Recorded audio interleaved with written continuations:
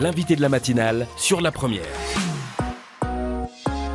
Et nous recevons ce matin le chef de la division examen et concours du vice-rectorat, Julien Leray, la première partie avec les questions d'Yvan Avril. Bonjour Julien Leray. Bonjour. Alors, ce que l'on peut dire, c'est que la saison des examens est d'ores et déjà lancée. Il y a 13 911 candidats à un examen en 2018 en Nouvelle-Calédonie. Ce sont les BTS qui ont ouvert le bal. C'était le 29 octobre. Et puis, ce que l'on attend tous, c'est l'épreuve de philo, évidemment, du bac général. Ce sera le 26 novembre, donc la fameuse épreuve. Alors, en 2017... c'est la première année de la mise en place de la correction en Nouvelle-Calédonie des épreuves écrites pour les baccalauréats généraux et technologiques.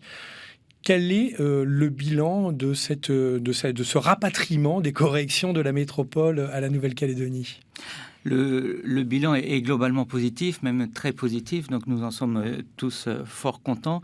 Nous avions largement anticipé sur cette organisation. Pour nous, c'était toute une logistique, une technique. Là aussi où c'est satisfaisant, c'est surtout puisque nous voulions gagner du temps scolaire pour les candidats, donc garder les élèves plus longtemps au lycée en classe de terminale en démarrant 15 jours plus tard les examens, y compris donc les premières et par ricochet les secondes qui sont libérées. C'est intéressant de développer un tout petit peu. Comment avez-vous pu gagner du temps scolaire à la faveur de ces corrections ? Traditionnellement, souvenez-vous, on démarrait l'épreuve de philosophie autour du pont du 11 novembre, qui nous était souvent pas très favorable. Donc c'était le 9, le 10 ou le 12 novembre. Là, on commence quand même la philosophie le 26 novembre. Donc déjà, là, le calendrier parle de lui-même. Ensuite, on gagne du temps sur l'expédition des copies qui partaient en métropole dans nos académies partenaires. Maintenant, tout reste ici et corrigé en loge immédiatement à la fin de chaque épreuve. Le temps de les rapatrier, bien sûr, sur Nouméa. Et on peut penser aussi que ça a eu une incidence sur tous les autres examens, puisque vous avez vu qu'on a optimisé aussi tous les calendriers des baccalauréats professionnels, des examens professionnels, et jusque le DNB qui se déroule en toute dernière... Le brevet des collèges. Le brevet des collèges, diplôme national du brevet, qui se déroule en dernière semaine scolaire. Pour en revenir peut-être sur cette correction, on avait aussi donc une inspection générale, Monsieur Henry, inspecteur général de l'éducation nationale, qui est venu de métropole, oui. À la fois contrôler les opérations et à la fois porter son concours pour nous accompagner dans cette démarche.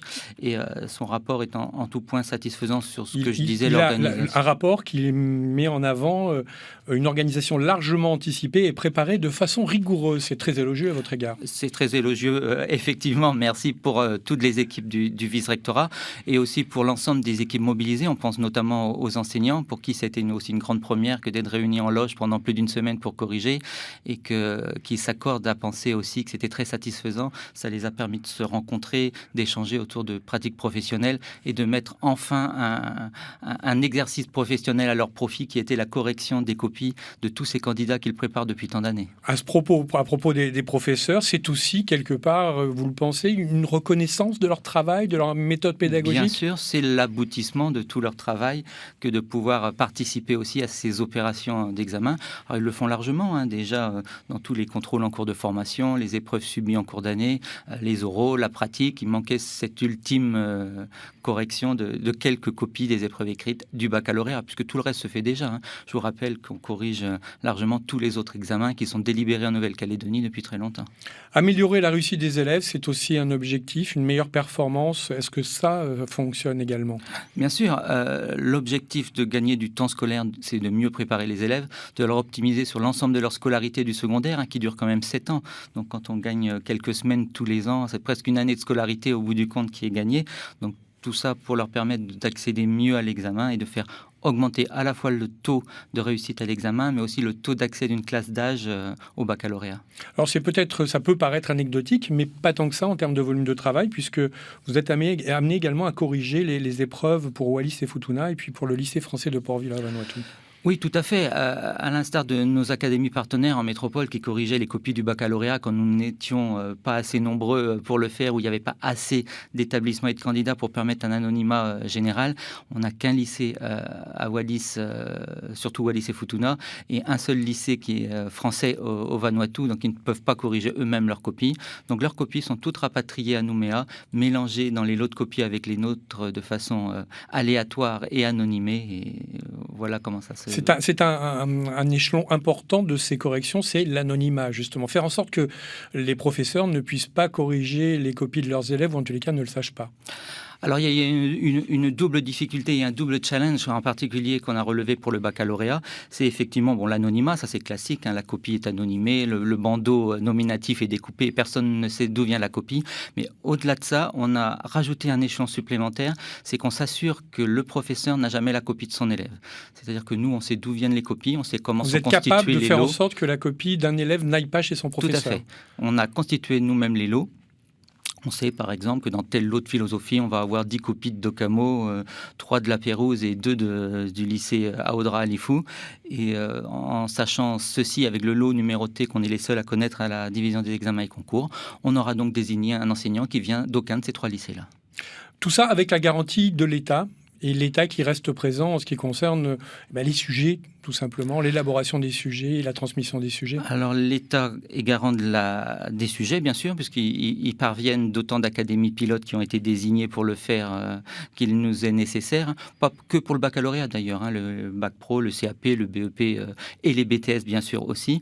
La garantie de l'État aussi, c'est au moment des corrections, le pilotage du corps d'inspection, tant pour la mise en place des barèmes, des réunions d'entente préalables aux opérations de correction, que l'ensemble des journées de correction, puis à l'issue, ce qu'on appelle la réunion d'harmonisation, où on s'attache à voir que chacun a corrigé selon les consignes données, en respect des barèmes fournis avec les sujets. L'année dernière, on avait un peu plus de réussite au bac, avec au bac général 87% de réussite, c'était 84,7% en 2016. Est-ce que vous imputez ces meilleurs résultats justement à ces corrections qui se déroulent maintenant en Calédonie ? Non, je pense que c'est sur une année, on ne peut pas faire de statistiques comme ça. On a vu que nos résultats fluctuent peu ou prou. On a aussi des disparités entre les spéries, les spécialités. Je crois que ce qui sera intéressant, c'est de voir la progression générale. Et la progression générale sera due au travail de tout le monde et pas nécessairement une correction locale. On a d'ailleurs pu voir que, par exemple, l'histoire-géographie est corrigée depuis maintenant presque une dizaine d'années en Nouvelle-Calédonie et que la correction locale n'a pas été spécialement favorable au taux de réussite dans cette discipline-là. Par rapport aux résultats, ce qui va intéresser évidemment les lycéens qui nous écoutent, et pas que les lycéens, les collégiens également, et les parents évidemment, c'est la disparité avec la métropole. 4 points de moins qu'en métropole pour le bac général, moins 9% pour le bac pro, et jusqu'à 10% de moins de réussite en moins que la métropole pour le brevet. Comment explique-t-on ces chiffres ? Donc on compare souvent avec la métropole parce qu'il nous faut bien un gabarit pour comparer ça. Nous, on s'intéresse à regarder aussi plus les académies qui nous ressemblent un petit peu en tant que de territoire et catégories socio-professionnelles. Et quand on voit les résultats de la Nouvelle-Calédonie, elle se rapproche par exemple plus de l'Académie d'Amiens qui a à peu près les mêmes critères que nous. Mais il faut bien un barème et un étalon comparatif. Et c'est effectivement, on s'attache à avoir de meilleurs résultats. Comment s'attache-t-on justement ? Que peut-on faire pour c'est le travail, c'est tout ce qu'on met en place dans nos établissements. Ça a été la réforme des collèges, ce sera la réforme des lycées. On en parlera tout à l'heure. C'est l'accompagnement, c'est la reprise du calendrier pour plus de temps d'études, par exemple. Donc, toutes des mesures qui contribuent à une meilleure réussite.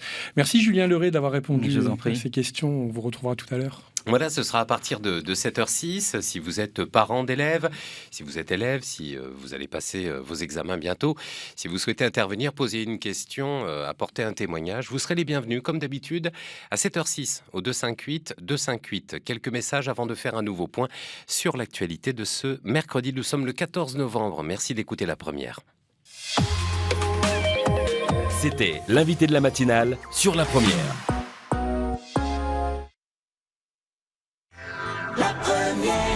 Pub. Julien Leray, le chef de la division examen et concours du vice-rectorat. Cette deuxième partie, c'est la vôtre, c'est votre espace. Vous avez la possibilité, si vous le souhaitez, de nous appeler au 258, une question sur les prochains examens, un témoignage éventuellement. Deuxième partie, Yvan Avril. Oui, Julien Leray, dans la première partie de cet entretien, on a vu que la première année de la mise en place, donc 2017, de la correction en Nouvelle-Calédonie des épreuves écrites des bacs généraux et technologiques est une réussite, avec comme bilan plusieurs réussites, mais D'abord, 2 semaines gagnées pour les élèves sur le calendrier scolaire. On a vu également que l'État avait apporté des garanties concernant notamment l'objectivité des corrections. L'inspection générale de l'éducation, d'ailleurs, est venue sur place et avait salué une organisation largement anticipée et préparée de façon rigoureuse. Alors évidemment, on va recommencer cette année, mais est-ce qu'on peut imaginer que cela puisse se développer au-delà de ces séries, au-delà de ces examens du bac généraux et technologiques? Pour l'instant, on corrige toutes les copies du baccalauréat général sous réserve qu'on ait un flux de candidats suffisant et qu'on puisse garantir l'anonymat, ce qui n'est pas le cas pour toutes les séries. Séries laboratoires du bac technologique ou les séries hôtellerie, par exemple, où on n'a qu'une classe dans un lycée, continueront à être corrigées en métropole par un système de numérisation qu'on utilise largement pour les BTS ou pour les concours de recrutement de l'éducation nationale. Et c'est justement ce qui m'amène à dire qu'on n'est pas tout à fait prêt pour les BTS, puisqu'on n'a pas assez de candidats au BTS pour pouvoir garantir l'anonymat complet de toutes ces séries. Donc les BTS continuent à être corrigés en métropole. Alors on l'évoquait tout à l'heure, un nouveau brevet pour les 3e qui fait suite donc à la réforme des collèges. Qu'est-ce que ça change ? Alors, le nouveau brevet que vont vivre les Calédoniens pour la première année cette année a cela d'intéressant qu'il est plus équilibré, plus clarifié. Une grande partie des épreuves sont déjà subies, puisqu'elles sont subies en cours d'année par les élèves. Ils obtiennent sur la maîtrise des compétences que les parents ont désormais bien appréhendé sur les livrets scolaires des enfants, un certain nombre de points sur l'évaluation du socle. Mais aussi, on a renforcé le poids des épreuves finales. Il y a donc des épreuves de mathématiques, de français, de sciences et d'histoire-géographie qui sont subies à la fin. En sciences, on a notamment cette année physique et SVT.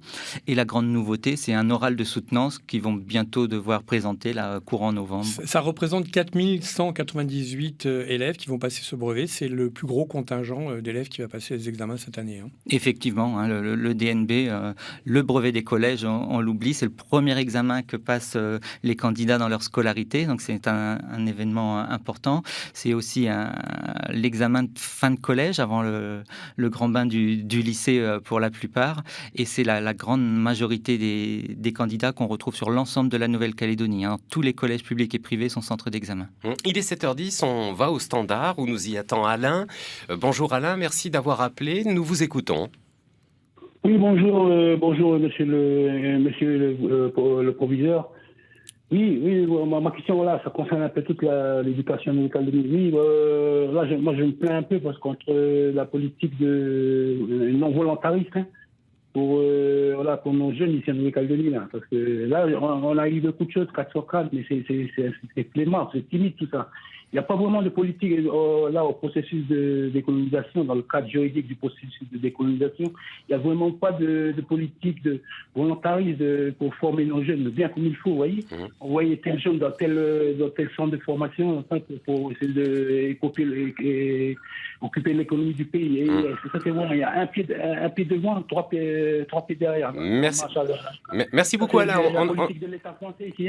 On a compris votre question, donc pas assez volontaire selon Alain, la politique de l'éducation ici. L'éducation en Nouvelle-Calédonie est largement relayée par le projet éducatif de la Nouvelle-Calédonie. Donc il y a une volonté forte des élus de la Nouvelle-Calédonie de promouvoir l'éducation. Et puisque moi je suis là pour parler des examens, les examens à la correction du bac et la reconquête du calendrier scolaire, c'est un des axes volontaires du projet éducatif de la Nouvelle-Calédonie. Donc on le voit depuis l'an dernier, les examens, le bac est corrigé donc ici en Nouvelle-Calédonie. Le choix des sujets est toujours dévolu donc à l'État, c'est ce que vous disiez tout à l'heure dans la première partie. Est-ce qu'on peut imaginer dans un avenir proche ou plus ou moins proche que les sujets soient décidés, décrétés ici ? Non. Ni ici, ni c'est le cas d'ailleurs dans toutes les académies. Personne ne choisit ces sujets, hormis, on peut le dire, les sujets du diplôme national du brevet qui sont académiques, qui sont réalisés ici. Mais tout le reste validé par l'inspection générale pour toutes les académies, nous y compris, jusqu'à par exemple au DNB, le choix des 2 épreuves de sciences sur les 3 que les élèves ont préparées. C'est pas le vice-recteur de la Nouvelle-Calédonie qui les a choisis, mais c'est un tirage au sort au ministère. Je rebondis simplement une seconde sur ce que nous disait notre auditeur. Est-ce qu'il y a dans l'enseignement et dans les diplômes obtenus, le brevet, le bac, des spécificités calédoniennes, un enseignement spécifique calédonien? Et est-ce que ce sont des choses qui vont plutôt en augmentant, en s'améliorant? Oui, il y a des spécificités calédoniennes, je dirais, et puis non, puisque le diplôme est un diplôme d'État et que les spécificités calédoniennes sont prévues dans la réglementation de l'examen national. Je pense notamment à l'enseignement des langues régionales. Pour la Calédonie, les langues kanak, qui sont des matières à part entière d'enseignement et qui sont aussi des disciplines qui peuvent être subies aux examens, au DNB jusqu'au baccalauréat et au BTS. Julien Leray, la réforme des lycées va s'ouvrir. On a évoqué la réforme des collèges et puis la réforme du brevet. La réforme du lycée, ça veut dire en gros, d'ici à 2021, une réforme du bac, tout simplement. Et les secondes vont être concernées dès la rentrée.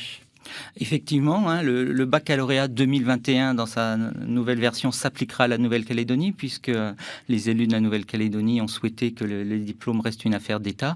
Donc le bac 2021 pour les élèves de terminale, c'est déjà des épreuves subies par anticipation en 2020 par les épreuves de première. Donc ça fait déjà une préparation en 2019 pour les élèves qui vont rentrer dans le choix de leur orientation, de leurs épreuves d'enseignement, etc.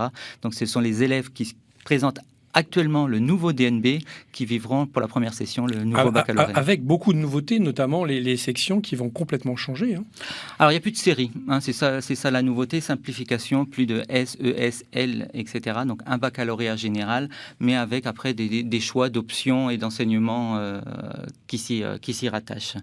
Un poids renforcé aussi du contrôle continu, à l'instar de ce qu'on vit pour le DNB cette année, et puis un certain nombre d'examens pour lesquels c'est le cas au BTS, au baccalauréat professionnel, et des épreuves finales tout au long de la première et terminale, et toujours, puisque les Français et les Calédoniens sont attachés à leur épreuve de philosophie, la philosophie en terminale et un oral de soutenance aussi, un petit peu à l'instar de ce qu'on voit au DNB. L'objectif, c'est de revaloriser le bac ou au contraire d'augmenter le nombre de bachos? Alors, on est très attaché au baccalauréat. C'est une institution, c'est un monument national presque, mais qu'il fallait effectivement, 200 ans après sa création, un peu toiletter. Donc, pour favoriser les apprentissages et pouvoir les évaluer tout au long de la scolarité et pas nécessairement pour une semaine d'épreuves ponctuelles finales comme on le vit aujourd'hui, avec plus de part à la scolarité,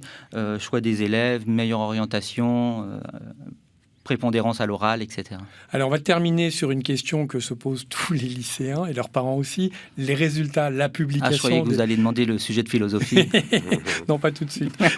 les publications des résultats, c'est où, quand, comment? Alors, les résultats seront publiés selon la même organisation que l'année dernière. On ne les a pas encore mis en ligne sur le site du vice-rectorat. Pour l'instant, on s'attache à mettre le calendrier des épreuves. Mais dès la semaine du 10 décembre au 14 décembre, tout au long de la semaine, on aura les résultats des BTS. Pour le baccalauréat, les résultats, ce seront le jeudi 13 décembre à 14h, affichés dans tous les lycées, quels qu'ils soient, plus sur Internet. Et le DNB, il faudra attendre la semaine suivante. Merci Julien Leray d'avoir répondu à nos questions ce matin. Je vous en prie. Merci beaucoup d'être venu.